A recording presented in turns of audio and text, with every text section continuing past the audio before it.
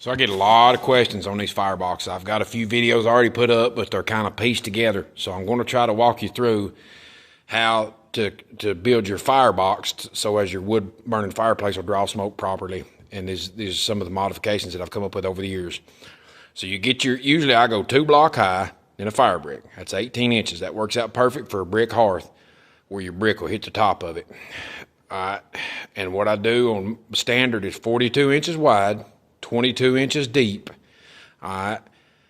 And you see how I've got it angled at the back. That back wall is around 30 to 32 inches. You're going to go 3 fire brick high above your floor, and that's straight. Then you're going to lean it in out toward the front. You'll see what I'm saying. It's called a reverse incline. See how it leans out toward the front right back there? It leans out. You're going to go 3 high straight and then 4 high leaned out. There's no specific angle. I just eyeball it, but you see what it's got going on there. And when you get to the top, you put a nice thick mortar smoke shelf on there, and you kind of go down with it and smooth back up to back. I got to put a little bit more mortar in the back to make it a little more rounded.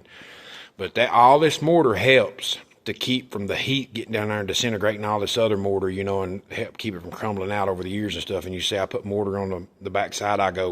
Above that, I go 3 more fire brick. You can get online. They give you kind of a little small blueprint, but they have nothing about the throat, no measurements on it. So I go 3 more fire brick. And you can see it's angled in. I just keep that angle coming in because your flue pipe's only 13 by 13, so you're not going to use all this space up here. Backside, I mortar it to death too. And I bring, you can barely see it, but I bring brick or block or something up through there to hold that back wall up, because the back of your flue liner is going to sit on this. And I'll eventually set a lintel on the front side to carry the weight of that. A lot of times, if I'm going real tall like I am here, I'll come up with a block on the outside to help hold that lintel so all the weight's not on the fire brick. Now, my next step, the old timers used to corbel brick in. I don't do that.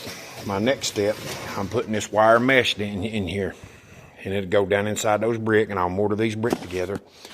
And this guy, let me set the phone down. Old timers would corbel brick in there. What that means is they would run a row of brick across the front like this. They would run them not on their edge, they'd run them on their side. Then they'd step them in halfway, and they'd step them in halfway, and they'd step them in halfway. Well, you get way off into your structure like that, plus you got those rough edges up in there, and you can't really get mortar to stick on them when you're trying to put mortar on, but it just falls off, so it doesn't do no good. So what I do is I put this in here, and of course there'll be mortar in there, and that'll be dry. And this thing here, it's hard to see. I don't want to mash it and bust my toes with one of them fire brick. You see how it's rounded off up in there? It's smooth.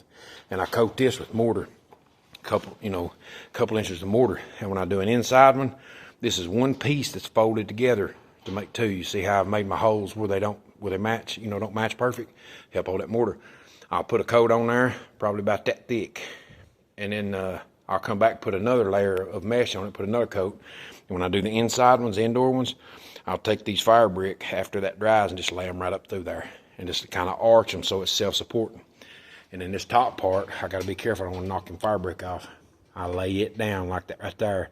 And all of it gets mortared. Once the mortar's on it, I'll put some brick on the edge of it to hold it down while the mortar's drying. Once the mortar's dry, I run my lintel across the top of it, build a little mortar up in the back so it's level with the front, and that's where my flue pipe sits. And then I just take fire brick all the way across the top, around the back right there, and just bridge them over so they cover all that area. But that's how you do these fire boxes.